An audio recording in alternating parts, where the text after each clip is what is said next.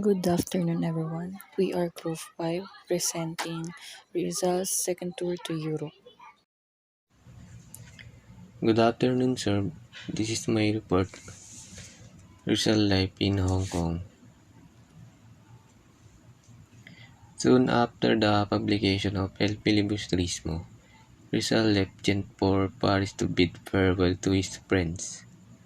After a while, he boarded a train to Marseilles and boarded the steamer Melbourne, bound for Hong Kong. He lived there from November 20, 1891 to June 21, 1892. He left Europe because his life there became unbearable after of his political differences with M.H. Del Pilar and other Filipinos in Spain. He also wanted to be near to the Philippines and family. Rizal established his residence at No. 5 the Aguilar Street No. 2, Redna Sila Terrace, where he also opened his medical clinic, to earn a living for himself and for his family. Rizal practiced medicine. In his practice, he became acquainted with Dr. Lorenzo P. Marquez, a Portuguese physician, who became Rizal's friend and admirer. Doctor helped him to build up a wide clientele. In recognition of Rizal's skills as an ophthalmic surgeon, he turned over to him many of his eye cases, which his better skills of ophthalmology. Rizal was also successful in operating on his mother's left eye so that she was able to read and write again. And she used to get home, Rizal wrote his parents asking their permission to return home on December 1, 1891. On that same date, his brother-in-law Manuel T. Hidalgo gave Rizal the news of the family's and other Calamba folks' deportation. Rizal was saddened by this news, but in the later days was filled with joy upon the arrival of his family in Hong Kong. This reunion was one of the happiest Christmas celebrations in his life. Faced with the problem of the deportations, Rizal tried to devise solution, one of which was the Borneo colonization project, which proposed that the Calambans establish a colony in Borneo to be called New Calamba. They gained the support of the British authorities. Also, upon learning of this project, many friends from Europe vouched for this idea. Only thing left is to notify the Governor General of this plan. Rizal penned 3 letters to Governor General Eulogio his Pujol, which the officer never had the courtesy to reply. On the third letter, date June 21, 1892, Rizal expressed he is coming to Manila to discuss the project. Rizal unknowingly walks into a trap when on the same day a secret case was filed for anti-religious and anti-patriotic actions. Ito yung doktor na si Lorenzo Marquez na kasama ni Rizal sa Hong Kong at naging kaibigan at tagahanga niya. So, good day. I am Erica Pinto. Nire-record ko ngayon is Nung nasa Japan si Rizal. So, romantic interlude in Japan. So, itong Japan is kilala as the land of cherry blossom. From Hong Kong is nagboard si Rizal ng SS Oceana. Ito yung American steamer bound papuntang Japan. Noong February 28, 1888, dumating si Rizal ng Yokohama, Japan at nagstay siya sa Grand Hotel simula ng March 2 hanggang March 7. Si Rizal is sumulat kay Professor Blumentritt at sinabi na Tokyo is more expensive than Paris. The walls are built in cyclopean manner and the streets are large and wide. Noong March 7, 1888, nag-check out ng si Rizal sa Tokyo Hotel at tumira na sa Spanish legation. Kaya tumira siya sa Spanish legation dahil tinanggap ni Rizal yung invitation ni Juan Perez Caballero. Ito yung picture na nasa gilid. Since nag-stay siya kasama ito, at makakatulong na rin para makapag-save ng pera si Rizal. Dahil wala naman siyang tinatago, is sumama siya. Sobrang na-impress si Rizal sa Tokyo dahil napakaganda nito. So, ito yung Yokohama, Japan na makikita. Ito yung cherry blossom. Tao na nakakimono at sakay-sakay ng rickshaw. Then, ito yung Tokyo, Japan. Things which impress Rizal most about Japan. The beauty of the country. Yung kagandahan dito is yung plant and flowers sa daan. Then yung bundok is nakakobera ng snow during winter season at iba pa. The Japanese great fondness for gardens. The Japanese woman in kimono, simple but gracious. Next is seeing a guest need is an important part of serving as host. Form of greeting as sign of politeness is to bow. Kung tayo po ay nagmaman or nagbebeso, ang mga Japanese naman ay nagbabow tulad ng Chinese at Korean. There are few tips in Japan so that the houses remain open day and night and other valuable things on the table will without being lost. Hindi nawawala. Kilala po ang Japan bilang disiplinado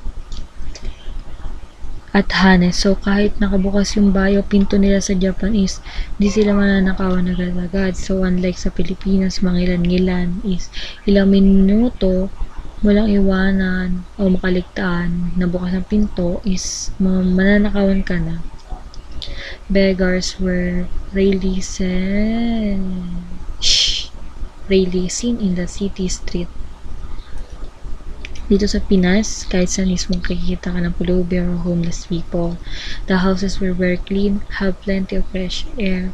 Dahil ang bahay is gawa sa mga light materials kaya malamig. The Japanese are happy. Fight are not seen in the street and the people are very industrious. So ngayon papakita ko lang ang picture na tinukoy ko kanina. Ito yung cherry blossom. Then ito yung Japanese garden. Ito yung rickshaw na kung saan is, ito yung way ng transportation nila na kung saan yung tao yung umihila at may nakasakay. Ito yung kimono and Japanese temple. So, sino nga ba si Osei-san? Nakita si Rizal at Osei-san sa isang supermarket ng Yokohama. Si Osei-san is anak ng former samurai at sila ay nagmamayari ng supermarket, malaking supermarket sa Yokohama. So nag-start yun sa counter si Rizal, then inas niya si Osei-san kung alam niya yung English. Siyempre na-attract sa kagandahan at kasimplihan ni Osei-san si Rizal. Si Osei-san is nakatulong mag-improve yung kaalaman ni Rizal sa Japanese language. Doon na nag-start yung madalas sa pagpupunta ni Rizal at tumadawag na siya, ganun. Osei-san loved Rizal and her love was reciprocated by Rizal sincere affection. They spend memorable and happy days by visiting magnificent temples, shrines, pagodas, castles, and other beautiful and historical spots. So next, ito nga pala yung estatwa ni Rizal sa Japan. Noong April 13, 1888, umalis si Rizal ng Yokohama at sumakay sa English steamer named the Belgium na nakasama at nakilala niya si Techo Suhiro. Ito yung Japanese journalist and fighter for freedom. He wrote and published a political novel, The Storm Over the Southern Sea, nakaparehas ng mga limitang hire. And sumulat din pala siya ng una bara na similar din sa El Filibusterismo. So dito sa San Francisco, dumating si Rizal ng San Francisco ng April 28, 1888. At nag-stay siya sa Palace Hotel. Ito yung first class hotel ng city at nagbayad siya ng $4 a day with bath and everything. So ito yung Palace Hotel na pinagtirhan at pinagstayan ni Rizal.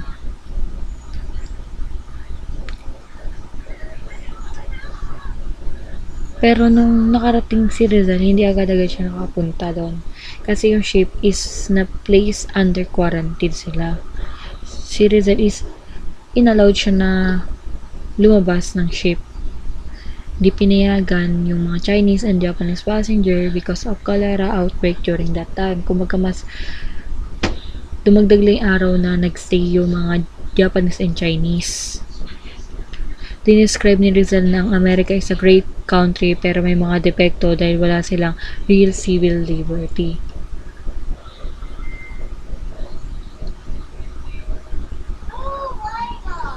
The best street in San Francisco is Market Street. At noong May 6, 1888, umalis si Rizal ng San Francisco for Oakland. Next naman is Rizal in New York. Noong May 13, 1888, Sunday morning, nakarating si Rizal ng New York at nagstay siya ng 3 days sa city na tinawag niyang Big Town. So, ito yon. Tinawag niyang Big Town kasi namangha siya na sobrang laki. And after nun is, nag-visit siya sa monument ni George Washington. A magnificent memorial to a great American. So, ito yon. So, after nun, noong May 16, 1888, umalis na siya ng New York. Rizal has good and bad impression in United States. The good impression were 1. The material progress of the country as shown in the great cities, huge farm, flourishing industries, and busy factories. 2. The drive and energy of the American people. 3. The natural beauty of the land. 4. The high standard of living. 5. The opportunities for better life offered to poor immigrants. And dito tinutukoy ni Rizal yung mga nakita niya is prosperity ng bansa. Then, ang bad impression naman ni Rizal sa Amerika is the lack of racial equality. For Rizal, America is a land par excellence of freedom but only for the whites. 2. A colored man cannot marry a white man. Kumbaga dito, makikita mo na parang may na agad discrimination. Ang liberty pala is para sa mga puti at hindi para sa lahat. Yun lang po. Thank you. After visiting United States, Rizal lived in London from May 1888 to March 1889.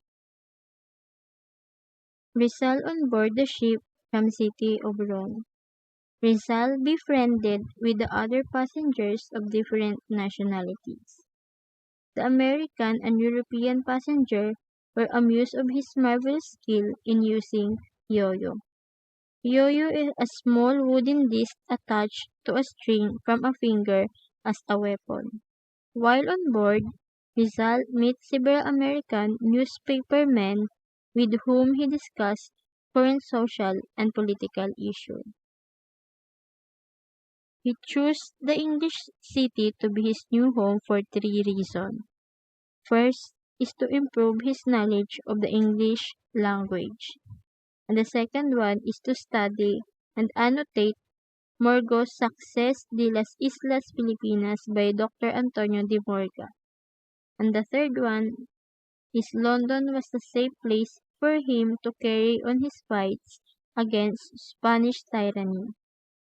On May 24, 1889, he reached Queenstown in Ireland, and on the same day, he embarked on a ferry boat going to Liverpool, England.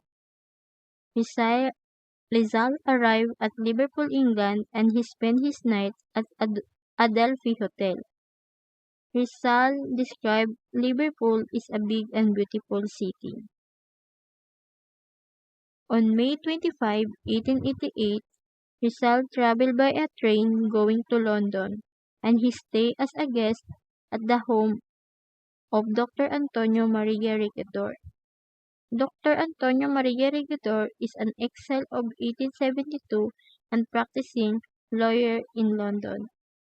While he stayed on Dr. Regidor, he found a modest boarding place in Primrose Hills, and then Rizal became a boarder of the Beckett family.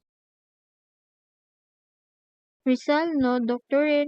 Reinhold Rose because of Dr. Ferdinand Blumentritt he introduced to him through letter. Dr. Reinhold Rose, he is a librarian of the Ministry of Foreign Affairs and an authority of Malayan languages and customs. He called Rizal a pearl of a man or una perla de hombre, as he was impressed by his learning and character. When he is in London, he received a bad and a good news. The bad news was persecutions of the Filipino patriot who signed the anti-friar petition 1888. The second one is persecution of the Calamba tenants, including the Rizal, were being persecuted by the hacienda management. The third one is furious attack on Rizal by Senator Salamanca and Vida in the Spanish Cortes and Wenceslao Ritana and Pablo Pised in Spanish newspaper. The fourth one is a friend of Rizal, Laureano Viado, a medical student at the University of Santo Tomas, was arrested and jailed in Bilibid prison because of the copy of knowledge that were found in his house. And the last bad news is Rizal brother-in-law, Manuel T. Hidalgo, husband of Saturnina, was exiled by Governor General Weyler to Bohol without due process of law. The only good news cheered to Rizal, and that was Reverend Vicente Garcias, because he defends of the Noli against the attack of the friars. Rizal heard this good news from Mariano Ponce, so later on January 7, 1891, he wrote to Father Garcia expressing his personal thanks. Annotating Morga's books. Rizal devoted much of his time while he is annotating the work of Dr. Morga. It was considered as a Rizal's biggest achievement while he is in London. Dr. Antonio Morga, he is a Spanish lawyer and a high-ranking colonial official in the Philippines, New Spain, and Peru. He was also a historian. Rizal spent many days in the reading room of the British Museum, poring over the pages of this book and laboriously reading the old histories of the Philippines. He frequented the British Museum, where he patiently copied the text by hand and made his annotation. This laborious task made was prompted by his desire to rectify some of the points written by Dr. Morga, so that the Filipino would have clear understand of the history of their country. The annotation of Rizal on Dr. Morga's book was later published in Paris in 1890. Early in September 88, Rizal visited Paris for a week in order to search for more historical materials. And on December 11, 1888, Rizal went to Madrid and Barcelona, Spain for the first time. Then Rizal met Marcelo del Pilar and Mariano Ponce. Rizal returned to London on December 24 and spent his Christmas and New Year's Eve. Rizal spent his Christmas with the Beckett family in Primrose Hill.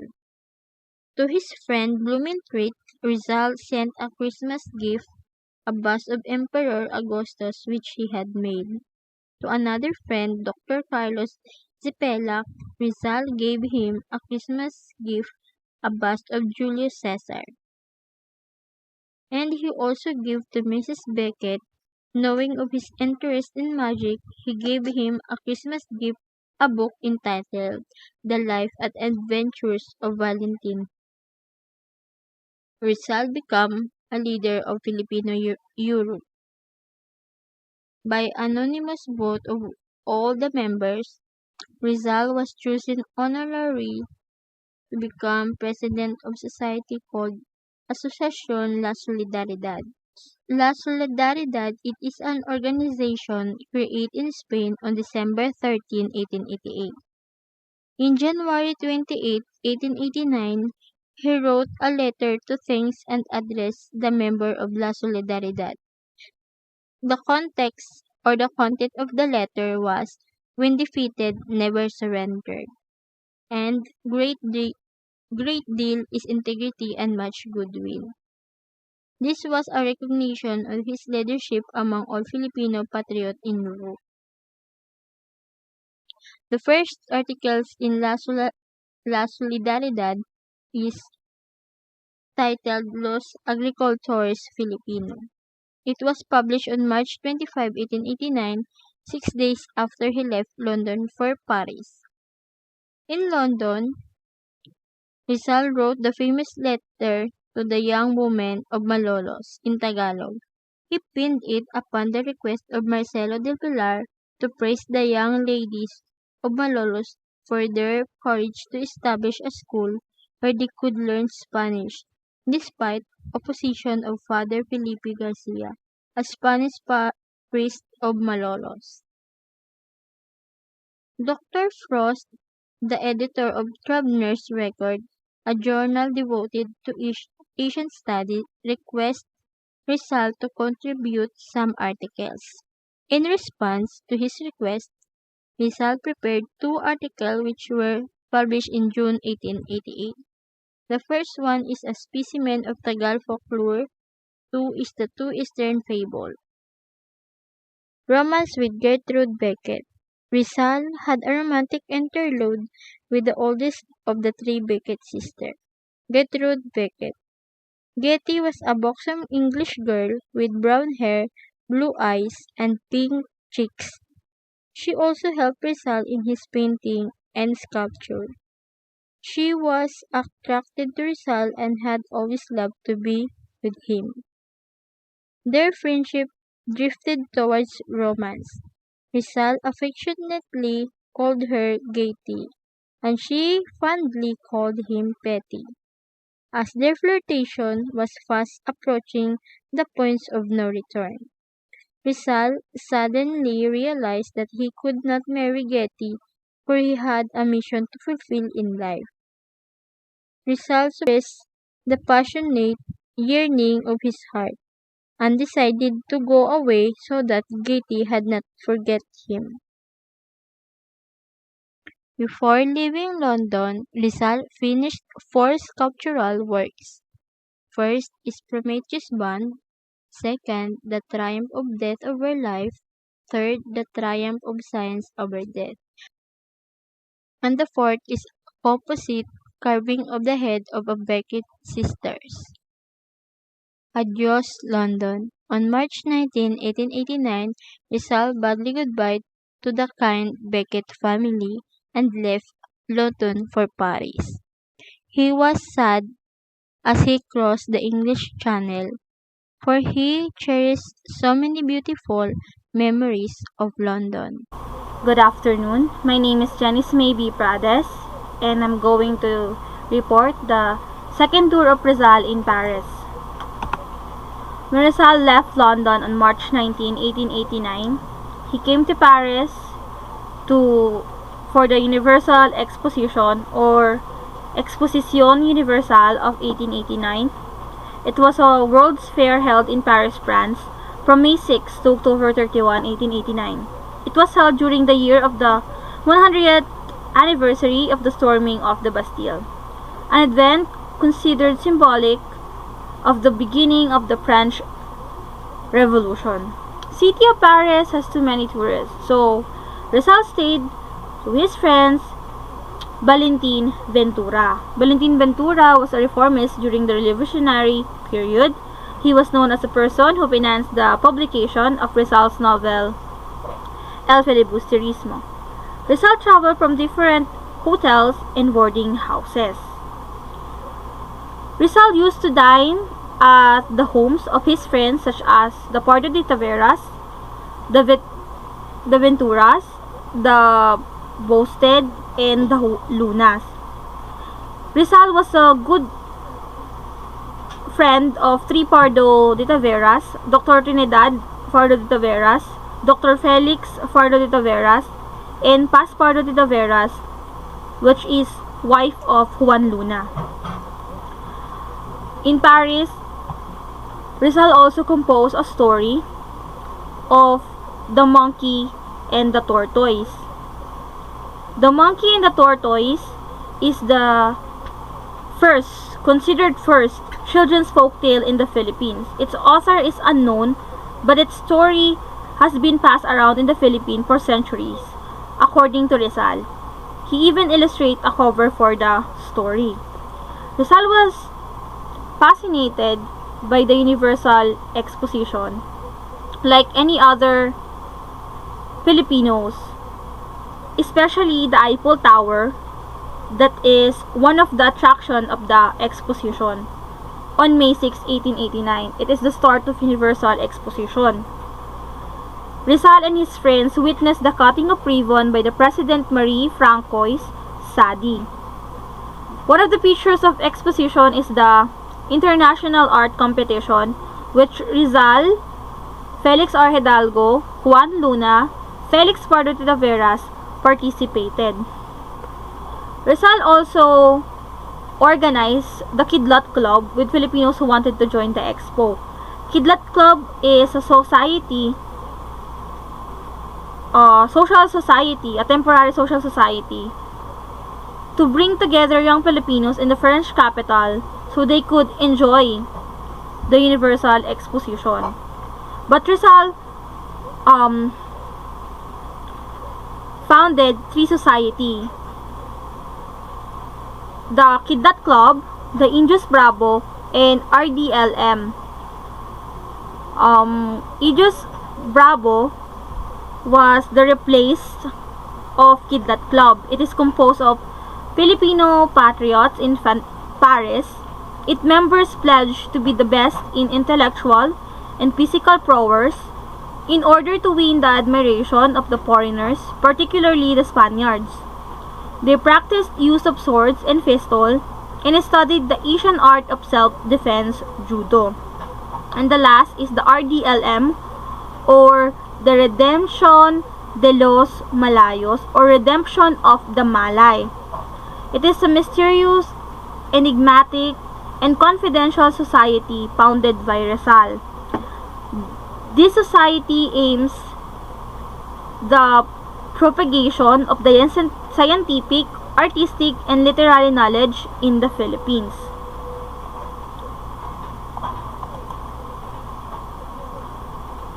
Rizal continued to be busy in his serious pursuit. Hours were too precious for him to waste, so he used most of his time in reading room of the Bibliothèque Nationale, or National Library, checking up his historical annotation on Morgan's book. He finalized his copy of Morgan's book, which showed evidences that the Filipinos were already civilized before the Spaniard came. In living in his quarters, writing letters to his family and friends, the gymnasium for his daily physical exercise, and visiting his friends. Rizal planned to establish a college in Hong Kong with the help of Mariano Conanan, who promised to help him raise 40,000 pesos. Unfortunately, it did not succeed, but when Rizal was exiled in Dapitan, he was able to establish a boys' school. Rizal wrote again another satire entitled Por Telepono. Por Telepono or By Phone is a play written by Rizal. It discusses social issues and plans for the Philippines by two friars. It was published in 1889 as a reply to friar named Father Salvador Font in connection to his discrimination about Noli Me Tangere and for initiating the banning of Noli in the fall of 1889. The first pamphlet was printed in Barcelona under the authorship of Dimas Alang. Por Telepono is a satirical comedy about Father Font, who was at Madrid speaking with provincial priests in San Agustin Monastery using a telephone line that is spearheaded by the Transoceanic Telephone Co. For Telepono is full of symbolisms. It unveils how friars live their lives and how they give thanks for the donations given by ilustrados. Every line that has been authored in Madrid is like an echo that fills the corner of the Philippines. On January 28, 1890, Rizal left Paris for Brussels, Belgium. This is the photo of Rizal with Padre Tavero's family. This is the picture of Valentin Ventura and the Eiffel Tower. That's all. Thank you.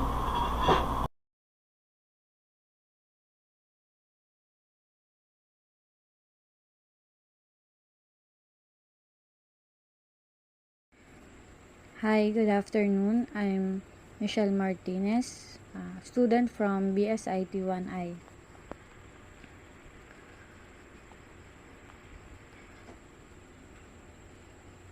Rizal in Brussels, capital of Belgium, Europe.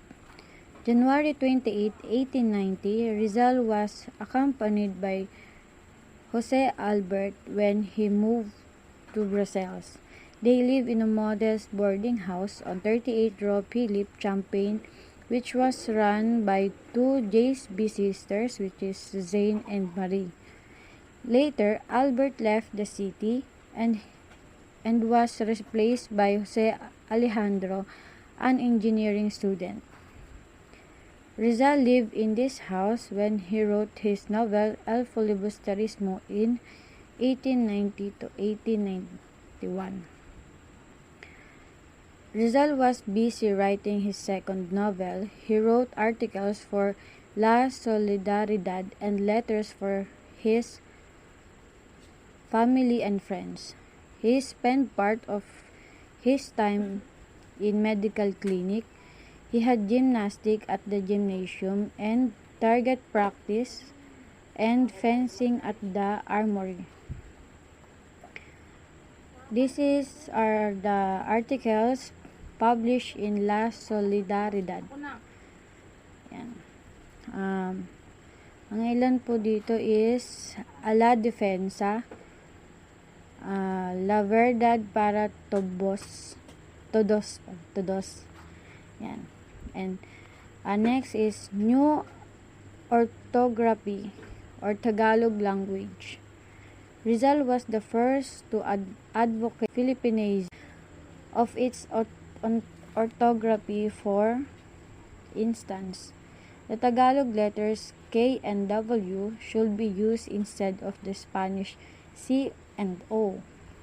Example po dito is salakot in Spanish, salakot with K-O-T in Tagalog, araw in Spanish spelling, and araw with W in Tagalog.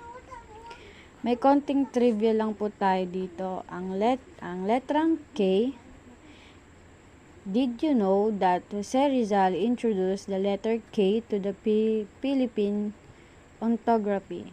Thanks to him, and we don't write like this. Masakit ang ipin ng lalaking bangkero habang kumakain ng ulam at kanin.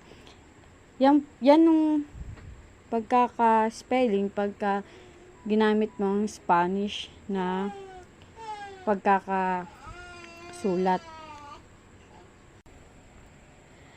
Next is, Rizal criticized Madrid Filipinos for gambling. Rizal received news from Juan Luna and Valentin Ventura that the Filipinos in Spain were destroying the good name of their nation by gambling too much. Accordingly, Rizal wrote to M. H. Del Pilar on May 28, 1890 to remind the Filipinos in Madrid that they did not come to Europe to gambling, but to work for their fatherland freedom. When they learned of Rizal's moralizing, they derisively called him Papa or Pope instead of Pepe. Bad news from home. The Calamba agrarian trouble was getting worse.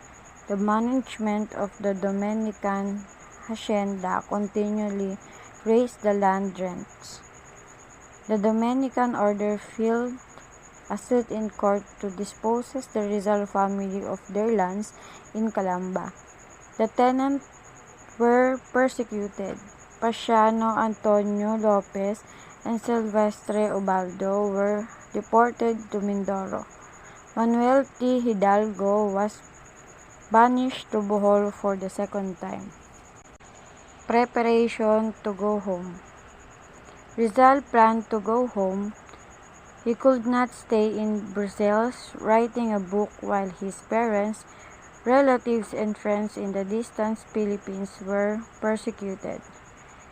Decision to go to Madrid. Something happened that made Rizal to change his plan in returning to the Philippines. When he received a letter from Pasiano, which related that they lost the case against the Dominicans in Manila, but they appealed it to the Supreme Court in Spain. Romance with Petit Jacobi. Not sure po kung tama pagkaka-pronounce ko ng pangalan.